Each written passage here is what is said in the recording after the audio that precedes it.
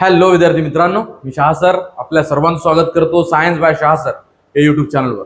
विद्यार्थी मित्रांनो, आपल्या सर्वांनाच माहित आहे आपण महा टीईटी 2026 करिता सामान्य विज्ञान विषयाची इयत्ता 10वीचे काही अत्यंत महत्त्वाचे प्रश्न या सेशनमध्ये घेणार आहोत. या आधी सुद्धा आपण एक सेशन घेतला होता, बरोबर आहे. त्यामध्ये सुद्धा आपण महत्त्वाचे काही क्वेश्चन्स घेतले होते. त्याचाच हा दुसरा भाग आहे. विद्यार्थी मित्रांनो, हा सेशन शेवटपर्यंत पहा. जर तुम्हाला हा सेशन आवडला तर चॅनलला लाईक, शेअर आणि सबस्क्राईब करायला विसरू नका. चला आपल्या पहिल्या प्रश्नाकडे जाऊया. विद्यार्थी मित्रांनो, जो आपला पहिला प्रश्न आहे तो आहे, खालीलपैकी कोणता रासायनिक अभिक्रियेचा प्रकार नाही म्हटलं त्यांनी, की यापैकी कोणता रासायनिक अभिक्रियेचा प्रकार नाही आहे. पहिला दिलेला आहे त्यांनी कॉम्बिनेशन, संयोग, डिस्प्लेसमेंट, विस्थापन, सब्लिमेशन, ऊर्ध्वपातन, डिकम्पोजिशन, विघटन. बोला या चौघांपैकी कोणतं नाही आहे, केमिकल रिॲक्शन कोणती नाही आहे. तर विद्यार्थी मित्रांनो, सब्लिमेशन हे रिॲक्शन नाही आहे, हे फिजिकल चेंज आहे. सब्लिमेशनचा अर्थ होतो सॉलिडचं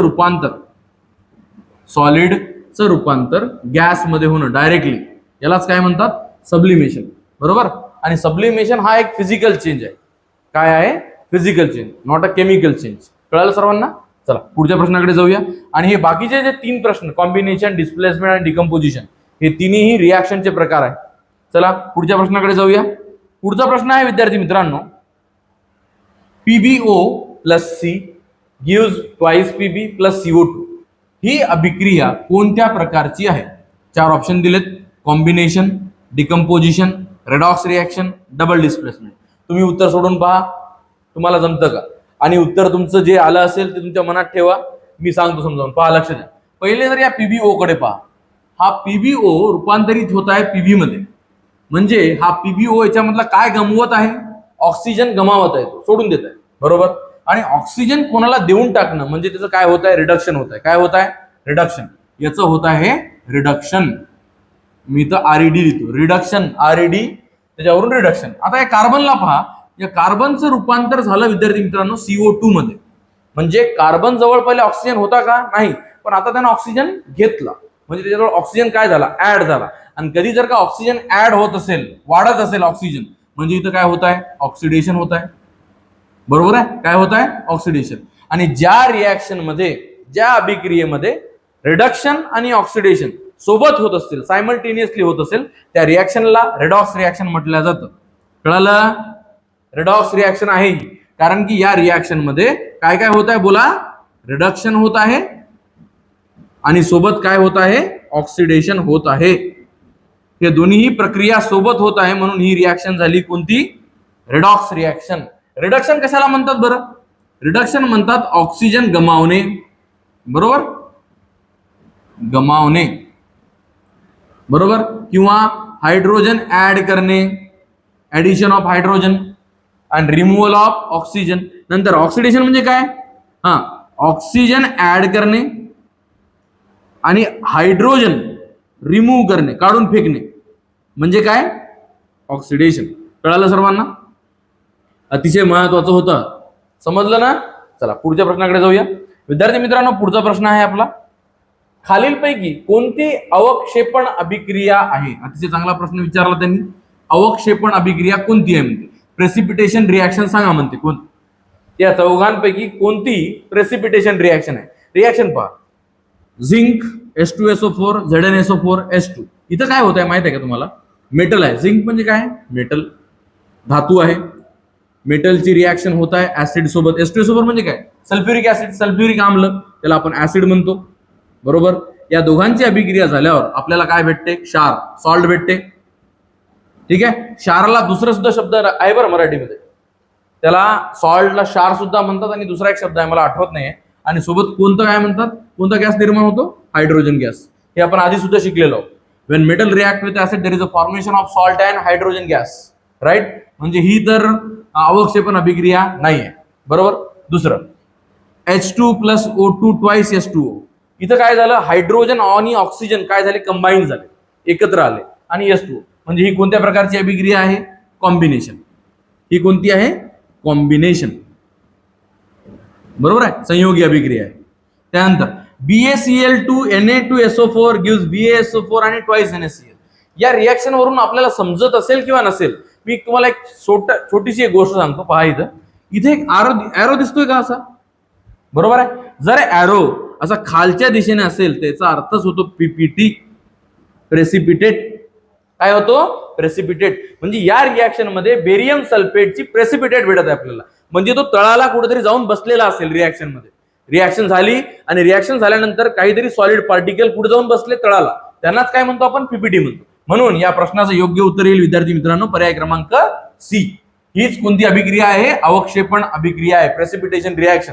प्रेसिपिटेशन रिॲक्शन ओळखण्यासाठी सरळ सरळ ॲरो पाहायचा, सगळ्यात सोपी पद्धत. ठीक आहे, चला पुढच्या प्रश्नाकडे चला. पुढचा प्रश्न आहे विद्यार्थी मित्रांनो C2H5OH.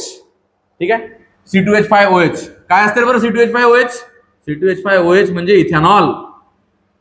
इथेनॉल, इथेनॉल म्हणजे दारू. ठीक आहे, अल्कोहोल. हे एक काय आहे? अल्कोहोल आहे, दारू आहे. याची रिॲक्शन होत आहे ऑक्सिजन सोबत. आपल्याला CO2 भेटत आहे, H2O भेटत आहे आणि उष्णता भेटत आहे. म्हणजे उष्णता काय होत आहे विद्यार्थी मित्रांनो? बाहेर पडत आहे. जेव्हा एखाद्या रिॲक्शन मध्ये उष्णता बाहेर पडत असेल तर त्या रिॲक्शनला एक्झोथर्मिक रिॲक्शन म्हणतात. लक्षात ठेवा, एक्झोथर्मिक म्हणजे काय? उष्मादायी रिॲक्शन म्हणतात त्याला. हीट काय होत आहे? बाहेर पडत आहे, उष्णता बाहेर पडत आहे. जर एखाद्या रिॲक्शनला उष्णता द्यावी लागत असेल तर त्या रिॲक्शनला म्हणायचं एंडोथर्मिक रिॲक्शन. काय म्हणायचं? एंडोथर्मिक. एंडोथर्मिक म्हणजेच काय? उष्मग्राही.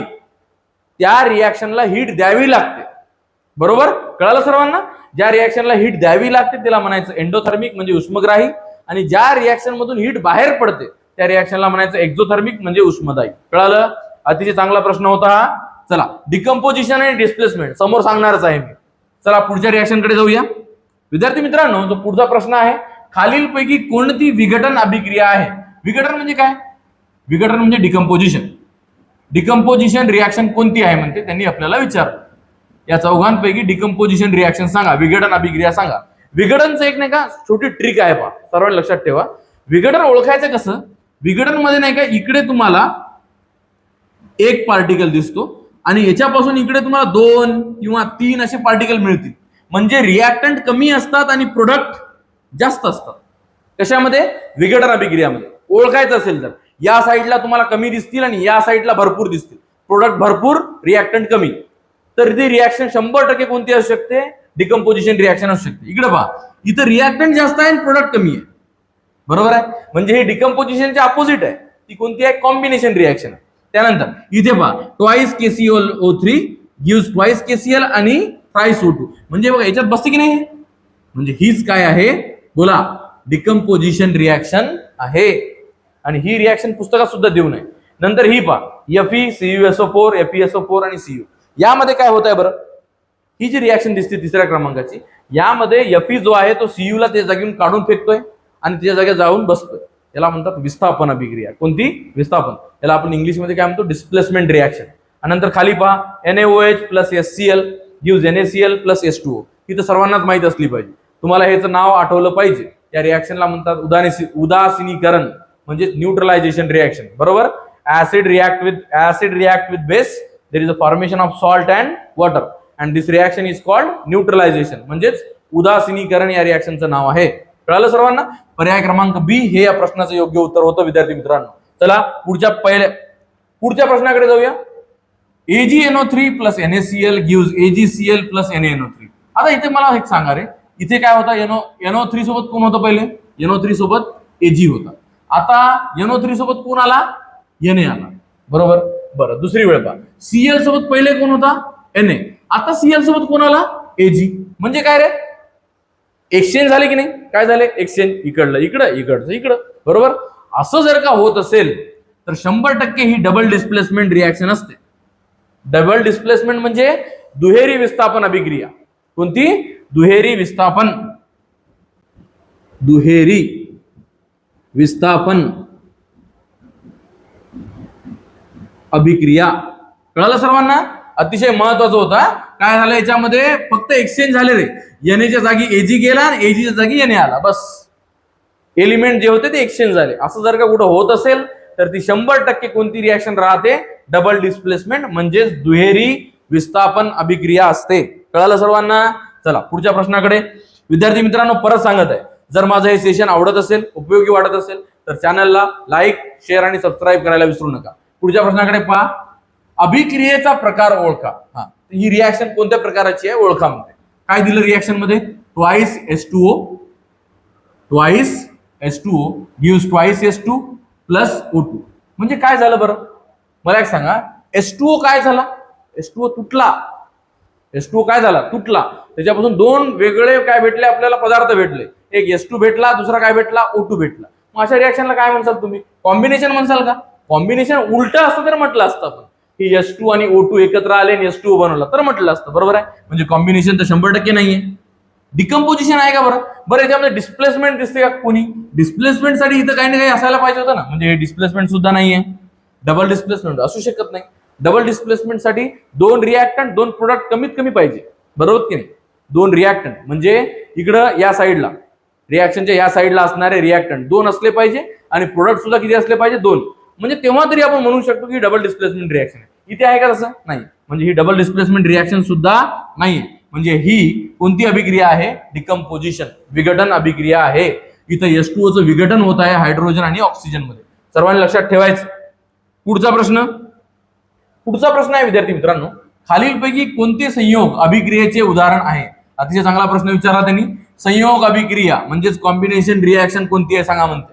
बरं सांगा, कॉम्बिनेशन रिॲक्शन सांगतो तुम्हाला मी. A प्लस B आणि हे मिळून काय बनते? AB. म्हणजे इकडे प्रोडक्ट एक आणि रिॲक्टंट हा एक आणि हा एक, म्हणजे रिॲक्टंट जास्त आणि प्रोडक्ट कमी. असं जर का असेल तर त्या रिॲक्शनला म्हणतात कॉम्बिनेशन रिॲक्शन. मग इथं पहा, आपण पाहू MgO हे झालं A, हे झालं B आणि आपल्याला भेटलं AB. बरोबर. इथे तसं आहे का? नाही. हे तर उलटी आहे. म्हणजे हे डिकम्पोजिशन रिॲक्शन आहे, हे डिस्प्लेसमेंट रिॲक्शन आहे, हे डबल डिस्प्लेसमेंट रिॲक्शन आहे. म्हणजे पर्याय क्रमांक A हे या प्रश्नाचं योग्य उत्तर होतं. कळालं का? समजत आहे की नाही? A plus B AB. मला एक सरळ सांगतो तुम्हाला, रिॲक्टंट जास्त प्रोडक्ट कमी म्हणजे कॉम्बिनेशन, रिॲक्टंट कमी प्रोडक्ट जास्त म्हणजे डिकम्पोजिशन. जर एकाला दुसरा भरून लात मारत असेल, त्या जागेवर जाऊन बसत असेल तर त्याला म्हणतात डिस्प्लेसमेंट. आणि जर एक्सचेंज होत असेल, काही आपल्या जागा बदलत असतील तर त्याला म्हणायचं डबल डिस्प्लेसमेंट. सोपा, एकदम अतिशय सोपा कन्सेप्ट आहे विद्यार्थी मित्रांनो. रिॲक्शन ह्या मला तर वाटते की रिॲक्शन्स ज्या असतात ह्या सगळ्यात सोप्या असतात ओळखण्यासाठी. आणि मी पाहिलेलं आहे जास्तीत जास्त विद्यार्थ्यांना हेच अवघड वाटते. पण अवघड याच्यामध्ये काहीच नसतं. फक्त व्यवस्थित आपला दिमाग लावायचा आणि मी जे सांगत आहे ते व्यवस्थित लिहून ठेवा. ठीक आहे? तुम्हाला त्याचा 100% फायदा होईल. चला पुढच्या प्रश्नाकडे जाऊया. पुढचा प्रश्न आहे विद्यार्थी मित्रांनो, लोखंडाला गंज लागणे हे कोणत्या प्रकारचे उदाहरण आहे? आता आपल्याला माहित आहे, लोखंडाला जर का ऑक्सिजन आणि पाणी भेटलं, बरोबर आहे, पाणी भेटलं, ऑक्सिजन भेटलं, मॉइश्चर, तर तो काय करतो? गंज पकडतो. बरोबर. गंज पकडल्यावर म्हणजे ती प्रक्रिया जी आहे, लोखंडाला गंज लागणे ही कोणत्या प्रकारचं उदाहरण आहे? कशाचं एक्झाम्पल आहे म्हणजे? स्लो ऑक्सिडेशन आहे, मंद ऑक्सीकरण, रॅपिड ऑक्सिडेशन आहे, जलद ऑक्सीकरण, कॉम्बशन आहे, ज्वलन, का फर्मेंटेशन, आंबवणे. फर्मेंटेशन तर बिलकुल नाहीये, कंबशन ज्वलन होत नाही, जळत नाही ना ते. एकतर ते स्लो ऑक्सिडेशन असेल किंवा रॅपिड ऑक्सिडेशन. तर विद्यार्थी मित्रांनो लक्षात ठेवायचं, गंज हे एकदम आज आपण लोखंडाला पाण्यात टाकला तर उद्या गंज लागते का? नाही, त्याला वेळ लागतो. बरोबर आहे. म्हणून म्हणायचं काय? स्लो ऑक्सिडेशन आहे. लक्षात ठेवा, स्लो म्हणजे एकदम मंद प्रकारचं ऑक्सीकरण आहे. रस्टिंग, रस्ट म्हणजे काय? हा, आता तुम्हाला दुसरा एक प्रश्न विचारू शकता विद्यार्थी मित्रांनो, रस्टिंग म्हणजे काय? रस्ट म्हणजे गंज. बरोबर. आणि या रस्टचा फॉर्म्युला काय कोणी विचारला, याचं सूत्र सांगा, तर म्हणायचं Fe2O3.NH2O. ठीक आहे? लक्षात ठेवा, N म्हणजे नंबर ऑफ मॉलिक्युल्स, किती असू शकतात. बरं, चला पुढच्या प्रश्नाकडे जाऊया. पुढचा प्रश्न आहे विद्यार्थी मित्रांनो, सोडियम कार्बोनेटचे तनु हायड्रोक्लोरिक आम्लाशी अभिक्रिया झाल्यावर कोणता वायू बाहेर पडतो? अतिशय चांगला प्रश्न विचारला त्यांनी. सोडियम कार्बोनेट आहे, त्याची रिॲक्शन होत आहे म्हणते आम्लासोबत म्हणजे ऍसिड सोबत, आणि काय कोणता गॅस निर्माण होईल ते आपल्याला त्यांनी विचारलं. पहा सर्वांनी लक्षात द्या, मी इथं काय लिहितो. सोडियम कार्बोनेट म्हणजे काय? Na2CO3. हा झाला धुण्याचा सोडा. ठीक आहे. त्यानंतर याची अभिक्रिया तनु म्हणजे काय रे? डायल्यूट. हायड्रोक्लोरिक आम्ल, हायड्रोक्लोरिक आम्ल म्हणजे काय? HCl. या दोघांची जेव्हा अभिक्रिया होते, इकडे पहा, हा एक बेस आहे, हा एक ऍसिड आहे, आणि ऍसिड आणि बेस जेव्हा एकमेकांची रिॲक्शन होते तर सॉल्ट बनतो आणि पाणी बनतो. पण जेव्हा कधी सॉल्ट, हे बघा, अशा प्रकारचा बेस असेल CO3 प्रकारचा, तर एक वेगळा धातू म्हणता एक वेगळा गॅस सुद्धा बाहेर पडतो. तो कोणता ते सुद्धा पाहू आपण. पहा इकडे लक्ष द्या.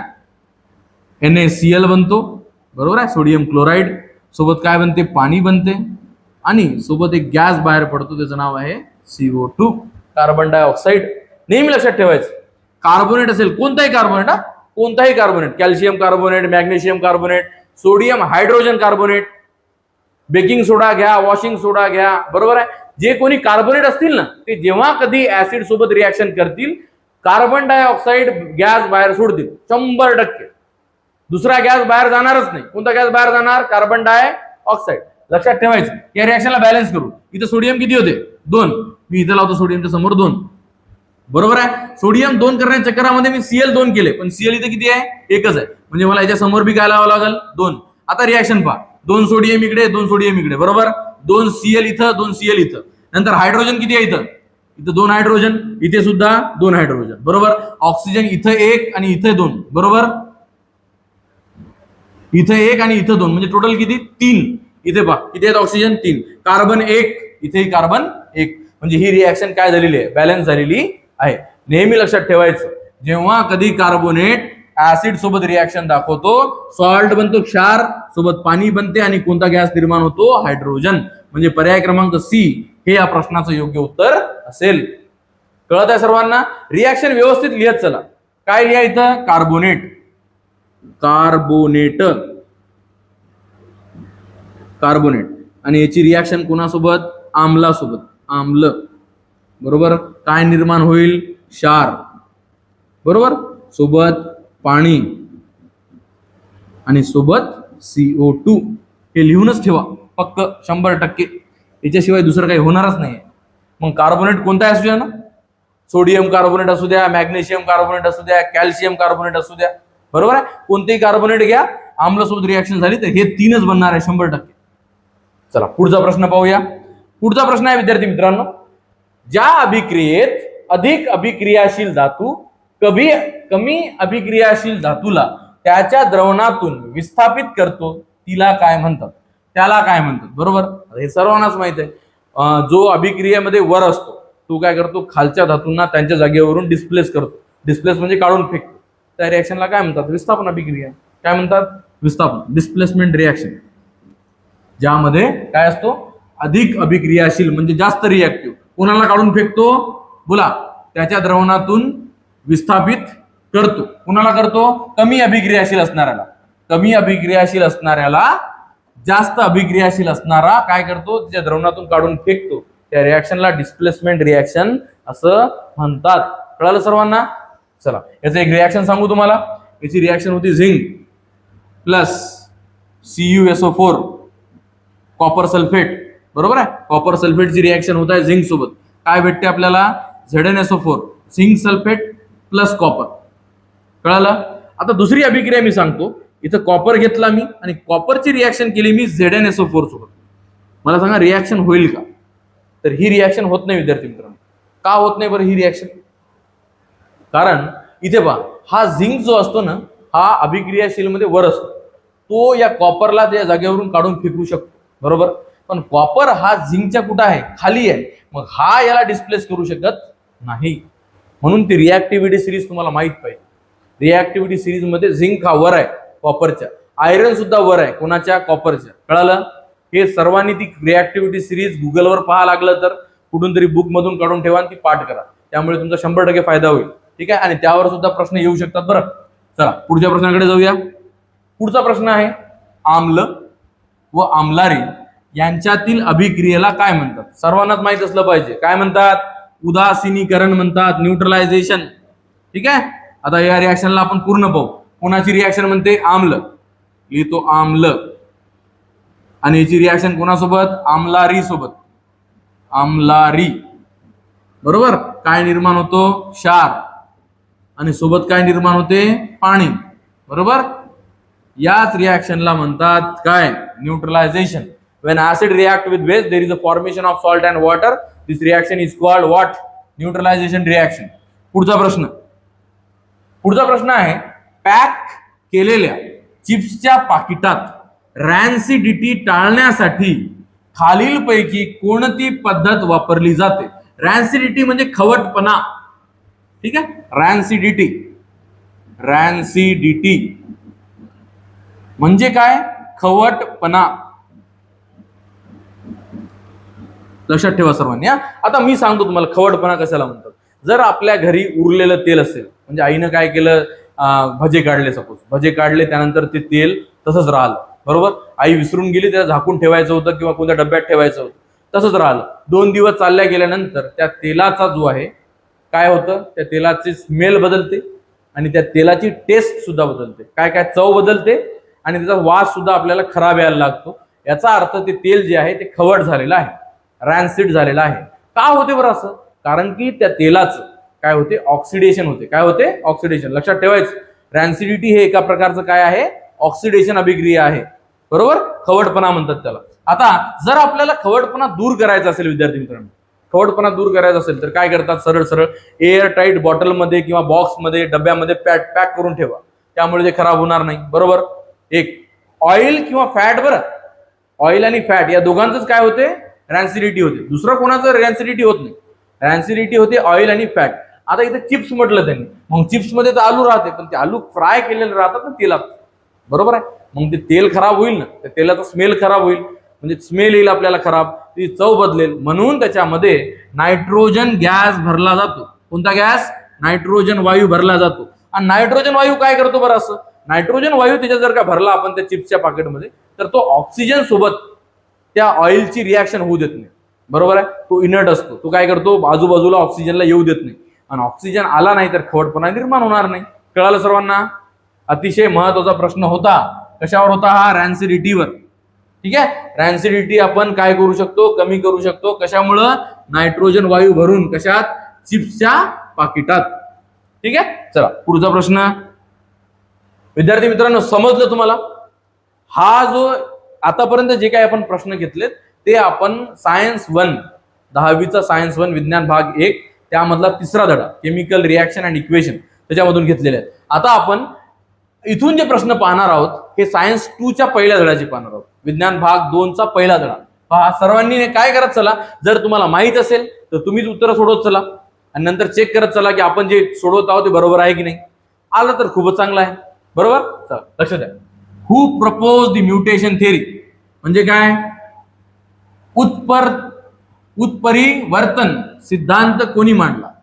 अति चांगला प्रश्न आहे की म्युटेशन थेअरी कोण दिली म्हटलेली, तर हुगो डी व्हरीज याने दिली. ठीक आहे, मेंडलने दिली का? नाही. मेंडल काय होता? Father of genetics. ठीक आहे, Mendel is a father of genetics. Darwin काय? फादर ऑफ इव्हॉल्युशन, उत्क्रांतीचा जनक आहे तो, बरोबर. जेकब बेथल हे वेगळं आहे. चला पुढचा प्रश्न घेऊया विद्यार्थी मित्रांनो. बहुतेक सजीवांमध्ये अनुवांशिक सामग्री कोणती असते? प्रश्न काय विचारला त्यांनी? बहुतेक म्हणजे जास्तीत जास्त सजीवांमध्ये अनुवांशिक सामग्री कोणती असते म्हणते. Which molecule serves as the heredity material of most of the living organism. अतिशय चांगला प्रश्न विचारला. जास्तीत जास्त लिव्हिंग ऑर्गॅनिझम मध्ये कोणता मटेरियल, कोणता असं मटेरियल आहे म्हणते जे हेरिडिटरी मटेरियल आहे असं विचारलं त्यांनी, बरोबर आहे. तर आपल्याला माहित असलं पाहिजे हेरिडिटरी मटेरियल फक्त एकच आहे महत्वाचं, ते कोणतं आहे? DNA. ठीक आहे, डीऑक्सी रायबोज न्यूक्लिक ऍसिड. डीएनएचा फुल फॉर्म DNA, याचा फुल फॉर्म काय? डीऑक्सी, बरोबर, रायबोज न्यूक्लिक ऍसिड, बरोबर. It is DNA. आणि आता मला एक सांगा, हे तर म्हटलं मी की हेरिडिटरी मटेरियल DNA आहे, बरोबर. काय? कोणतं? अनुवांशिक सामग्री जी आहे ते DNA आहे, बरोबर. पण हे सांगितलं कोण की अनुवांशिक सामग्री ही DNAच आहे म्हणून? हे सांगितलं 3 सायंटिस्टनी. त्याचं नाव होतं एव्हरी, बरोबर, मॅककार्थी आणि मॅक्लॉइड.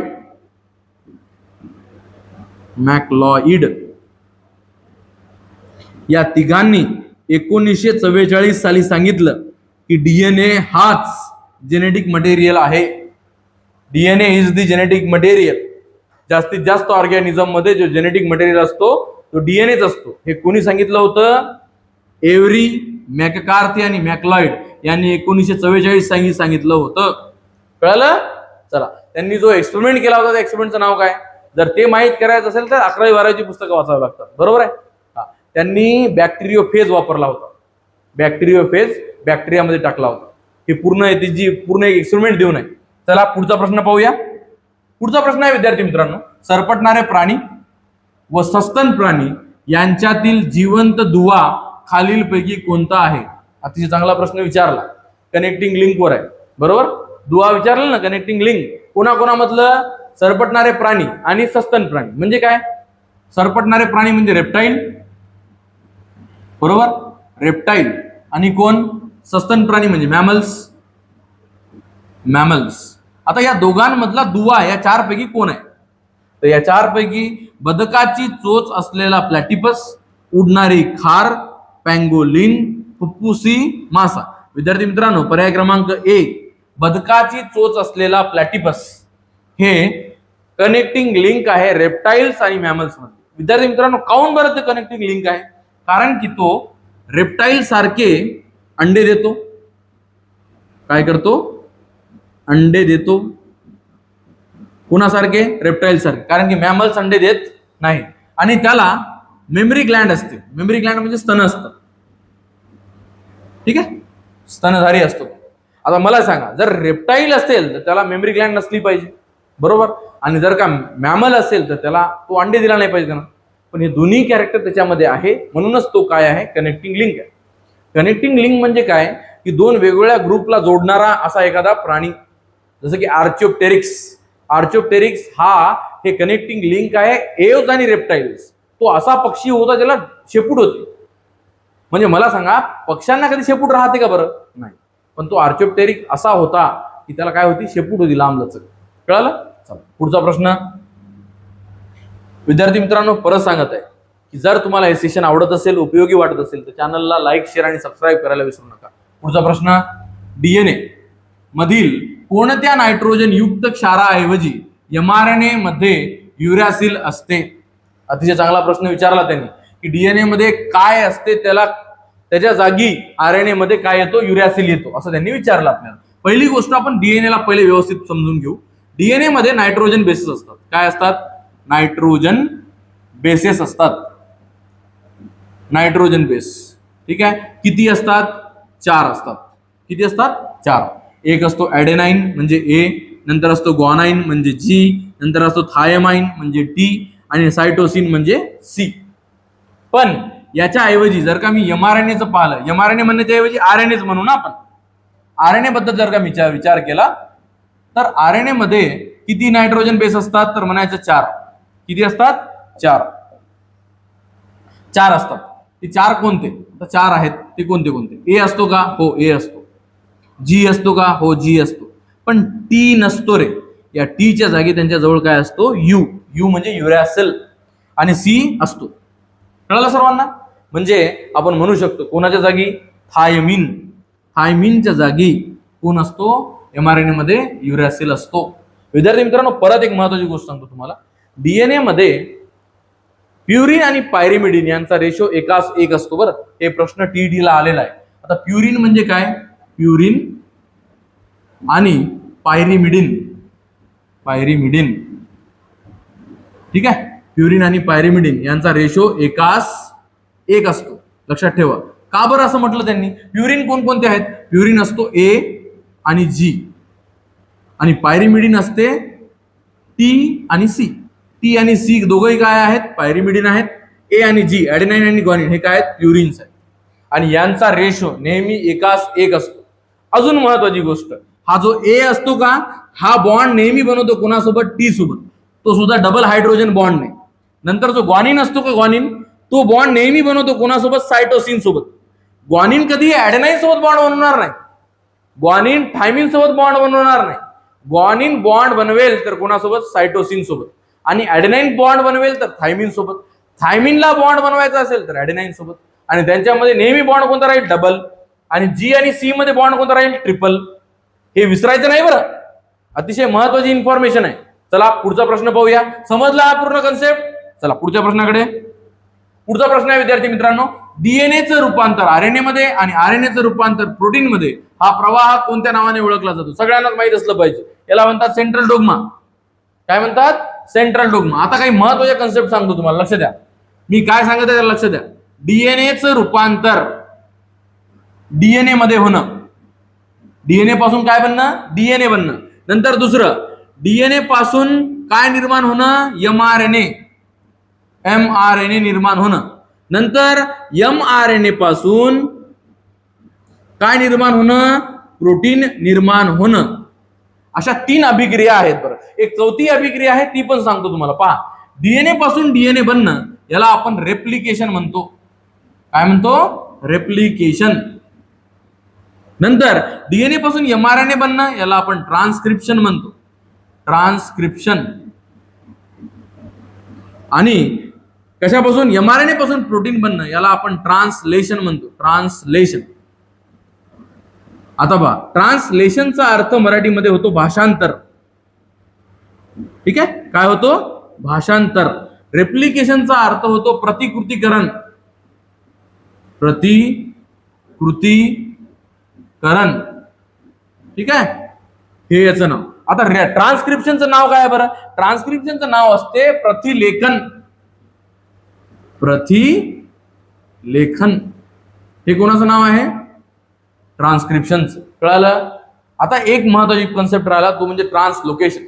ट्रान्सलोकेशन कशाला म्हणतात? की एमआरएनए वर रायबोझोम हा एका जागेवरून दुसऱ्या जागेकडे जात असतो टीआरएनए ला घेऊन. त्यावेळेस तो एक नवीन स्टँड निर्माण करतो एमआरएनएची. त्याच प्रोसेसला म्हणतात काय? ट्रान्सलोकेशन. अच्छा, मी पहिले आरएनए म्हटलं वाटते. डीएनए वर फिरताना कोण? रायबोझोम.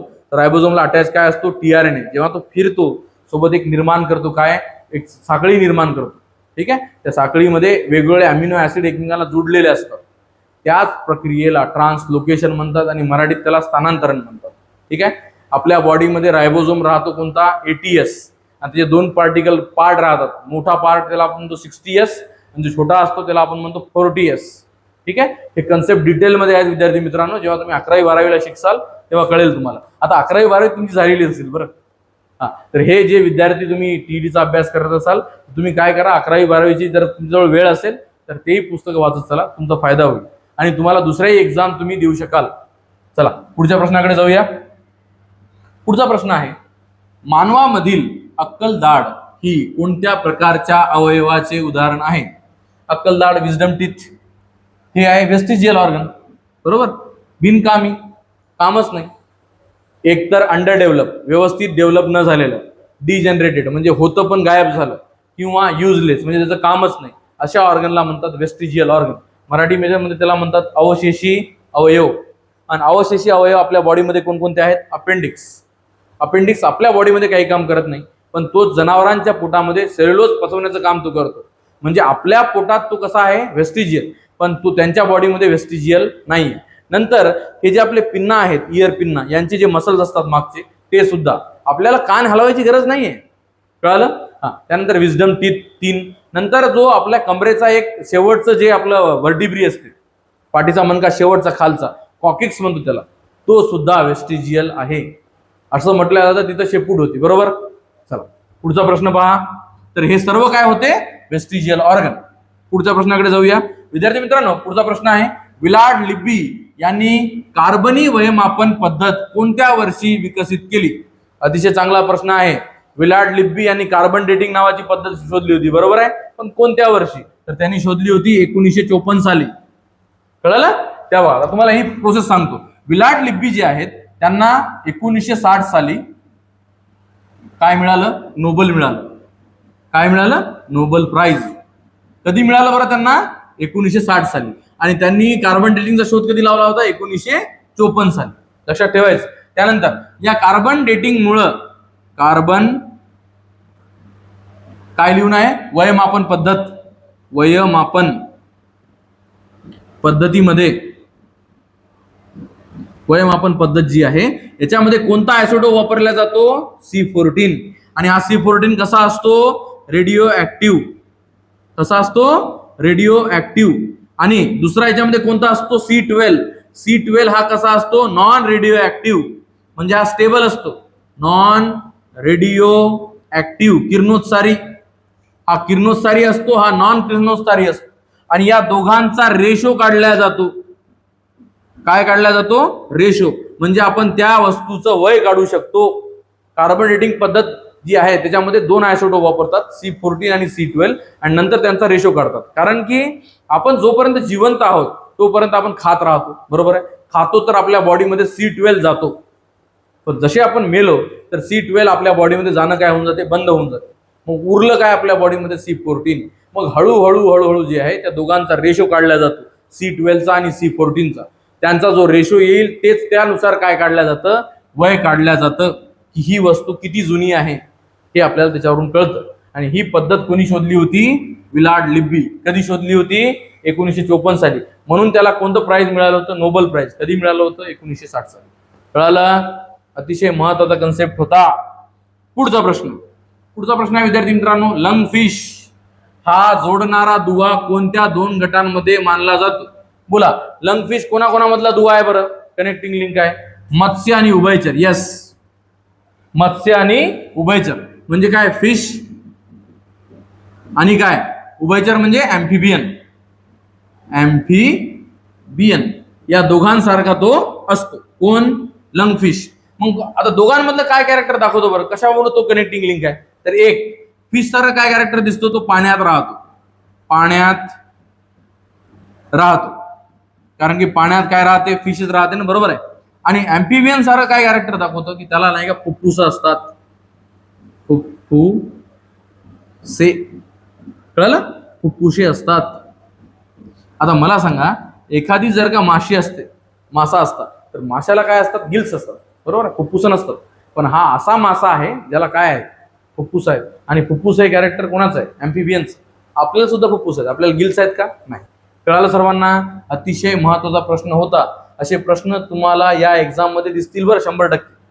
पुढचा प्रश्न आहे विद्यार्थी मित्रांनो, पेरिपॅटस हा जोडणारा दुवा कोणत्या गटांमध्ये मानला जातो? बरं, पेरिपॅटस कोणत्या दोन गटांना जोडणारा दुवा आहे त्यांनी विचारलं आपल्याला. सस्तन आणि पक्षी? बिलकुल नाही. ऍनिलिडा आणि आर्थ्रोपोडा? यस, ऍनिलिडा आणि आर्थ्रोपोडा या दोघांचेही कॅरेक्टर दाखवतो. कोण? पेरिपॅटस. आता ऍनिलिडा सारखे कोणते कॅरेक्टर दाखवतो ते पाहू आपण. ऍनिलिडा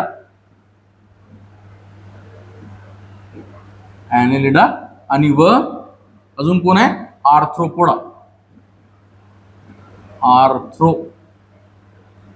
बरोबर आहे का? आर्थ्रोपोडा.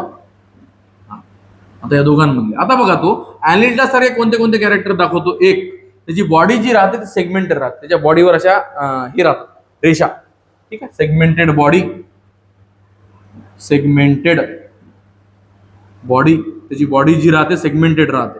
नंतर त्याच्या बॉडीवर थिन क्युटिकल राहते, एक पतलं क्युटिकलची लेअर राहते. कुणाच्या बॉडीवर? ऍनिलिडा असेल तर, बरोबर. हे दोन कॅरेक्टर कोणामध्ये होते? पेरिपॅटस मध्ये होते. मग हे दोन कॅरेक्टर असेल तर तो काय असायला पाहिजे होता? ऍनिलिडा असायला पाहिजे होता, बरोबर. पण तो काय करतो माहिती आहे का? काही कॅरेक्टर या आर्थ्रोपोडाचे दाखवतो. कोणते कॅरेक्टर दाखवतो माहिती आहे तुम्हाला? हा दाखवतो ट्रॅकियल रेस्पिरेशन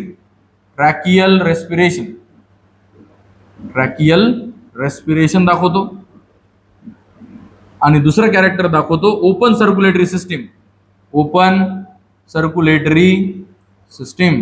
आणि ओपन सर्क्युलेटरी सिस्टीम आणि ट्रॅकियल रेस्पिरेशन हे दोन्ही कॅरेक्टर कोणाचे आहेत? आर्थ्रोपोडाचे. म्हणजे तो व्यवस्थितपणे ऍनिलिडाइज झाला नाही आणि व्यवस्थितपणे आर्थ्रोपोडा सुद्धा ठरला नाही, म्हणून तो कनेक्टिंग लिंक झाला या दोघांच्या मधली. कळालं? पर्याय क्रमांक बी, ऍनिलिडा आणि आर्थ्रोपोडा हे या प्रश्नाचं योग्य उत्तर होतं. पुढचा प्रश्न विद्यार्थी मित्रांनो, हा शेवटचा प्रश्न आहे पहा. वर्षापूर्वी बुद्धिमान मानव शेती करू लागला. अतिशय चांगला प्रश्न आहे इव्होल्युशनवर, की किती वर्षापूर्वी, इथून किती वर्षापूर्वी बुद्धिमान माणूस काय करू लागला?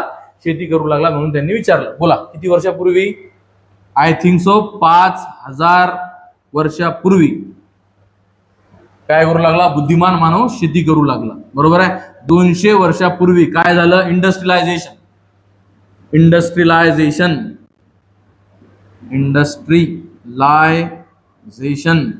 बरोबर आहे. हे कधी झालं? 200 वर्षापूर्वी. 50,000 वर्षापूर्वी काय होतं आणि 10,000 वर्षापूर्वी काय होतं? हे तुम्ही मला कमेंटमध्ये सांगायचं आहे. विद्यार्थी मित्रांनो, जर माझं हे सेशन तुम्हाला आवडलं असेल, उपयोगी वाटलं असेल, तर माझ्या चॅनलला लाईक, शेअर आणि सबस्क्राईब करायला विसरू नका. धन्यवाद.